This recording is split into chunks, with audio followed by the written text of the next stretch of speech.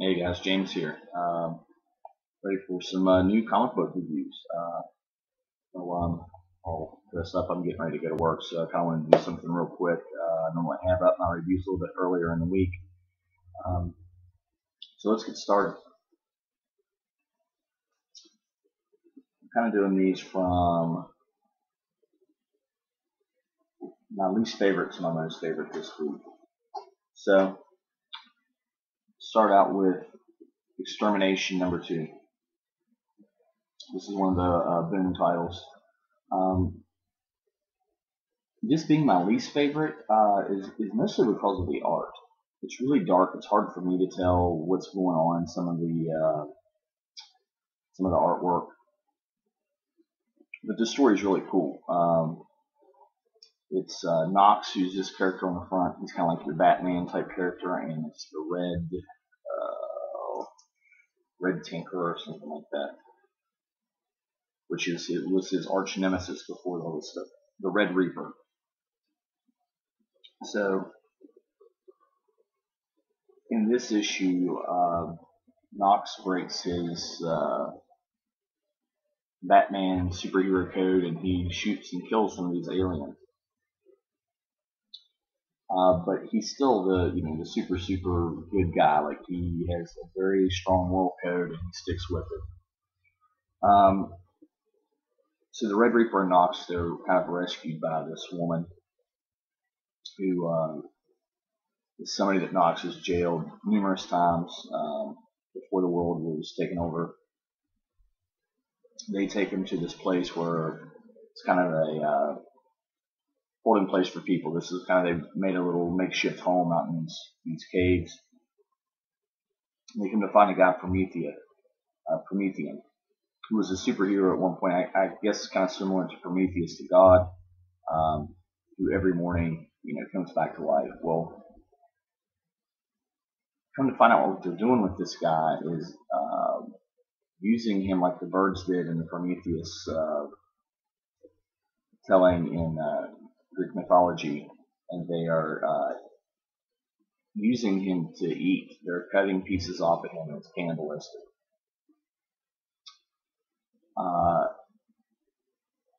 So Knox ends up freeing Promethean, and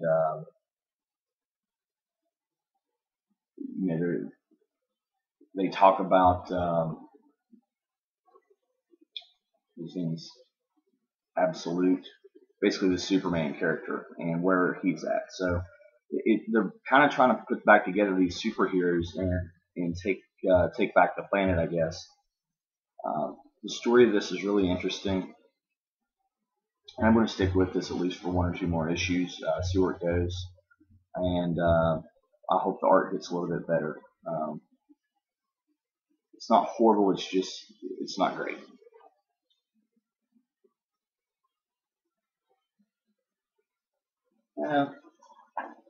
Daredevil. This was next in line.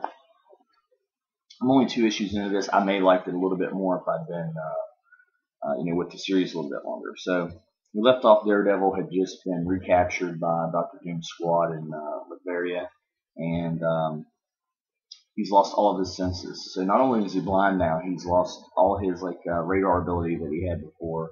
No sense of touch, smell, taste, anything. They're keeping him sedated and doing experiments on him. And while they're doing this, his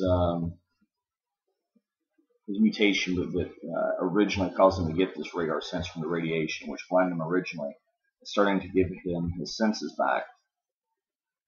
And he makes a run for it. This is pretty cool. I mean, I like it. I like Daredevil. I'm new to the series. This is kind of just okay. On Extermination, the art was not to my liking. The story really was. The story and the art are both, they're pretty good, but nothing too exciting yet. Sticking with this though.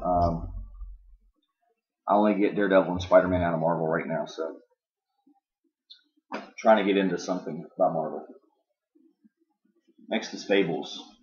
I haven't been with Fables very long either, but this is getting really good. It's getting really dark. You open up with the Queen, Theresa, and they have captured the tiger. They bring him in for this mock trial, and she says it's to death with him. So they kill him, and she's like, well, there's no food here, so I'm going to eat him. Now you guys need to make a fire for me to cook this food. They're like, what do you mean there's no trees here? She's like, I see all these toys made of wood. Start cooking. Like she is just becoming just as evil as these toys. It's freaking awesome. Her brother's looking for her. This is issue 119. It's probably one or two more issues to finish out this story arc. And if you're not reading Fables, it's probably something. If you like the darker stuff, if you like the cool fairy tale stories, those are kind of the things I like. This is definitely a title for you. Unwritten. Between this and my next title, these were coming up on my pick of the week. This was close to being my pick of the week.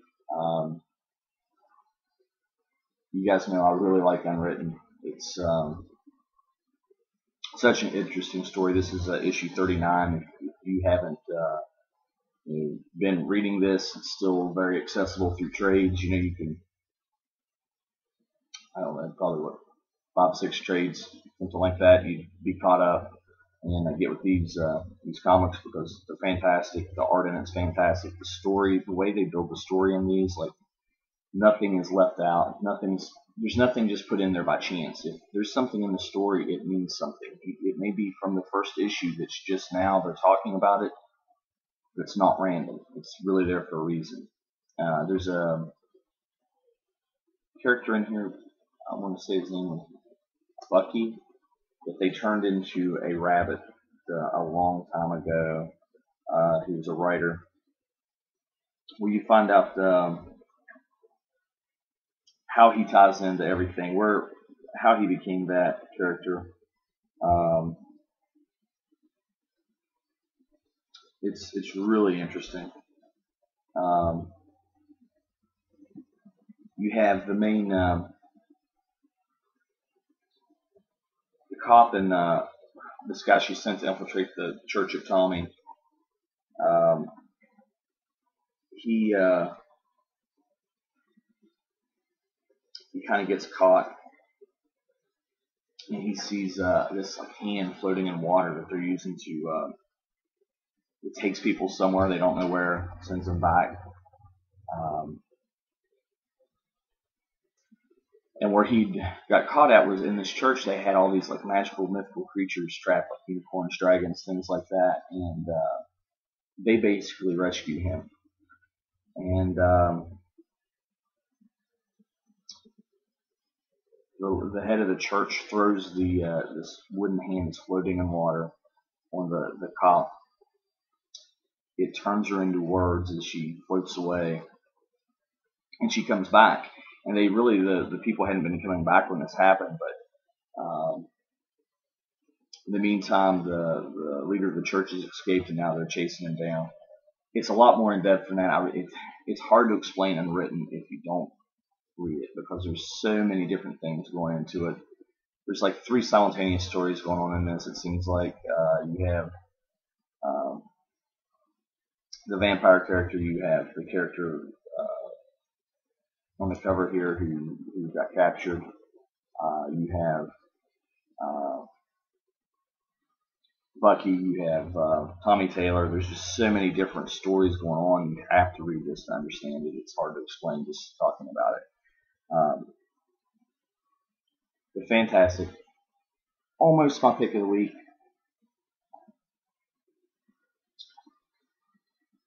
But Saga Chapter 5 takes pick of the week. Fantastic as always. You start out with he's called number 4, number 5, something like that. This guy on the cover with the TV for a head. He's on the crapper. I mean, the way they start these things out, it's hilarious. But something I want to mention about these Saga books is, you know, most of the time you have a story that is really good, or an arc that's really good, and the other is probably average. Like in this issue, I actually think the art overtook the story a little bit. The art was so good, but the quality of both the story and the writing is so good in every issue that I mean, this is the best story this week and the best art this week of anything that I read. And it's just normally not like that. I mean, most things you read, one overtakes the other. This, the art and the story are both just top notch. So you get back with our two main characters here. I'm having problems with names today. It's Vienna. What's her name? Anyway, they have been surrounded, and they decide to fight back.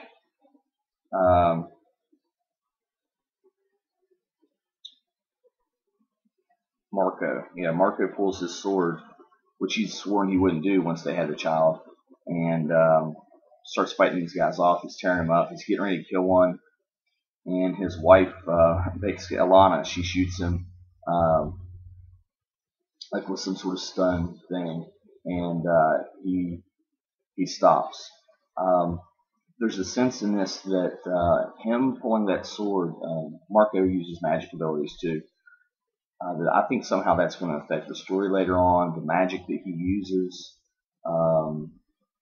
he made an oath, so I think by breaking that oath, it's going to affect his magic somewhere down the line. I don't know how.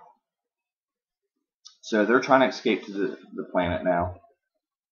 We also cut back to the Will, who has got this little girl from this sextillion. He's trying to escape,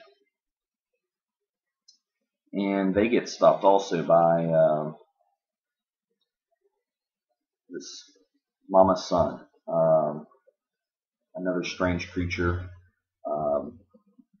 and she has the lion cat, or I think it's called the lion cat, the Will's cat, and she's threatening to kill it if he doesn't get back the girl. Basically puts a price on the girl and says you can buy her if you want her. And so he's trying to figure out a way to do that. You also have the people with heads that are made of TVs, which is so odd. The prince here, his wife's pregnant. He's thrilled about that. Just overall, just fantastic. So, Unwritten and Saga, if you're not picking them up, jump aboard. Pick of the week, Saga number 5. Hey guys, that's it for my new comic reviews. Hopefully going to go watch Batman this weekend. Maybe do a review of that. Maybe a haul video. I don't know. We'll see what happens. I've been on a 6-day work week, so please comment, subscribe. Like, dislike. If you dislike, let me know why. And until next time, James. See you guys.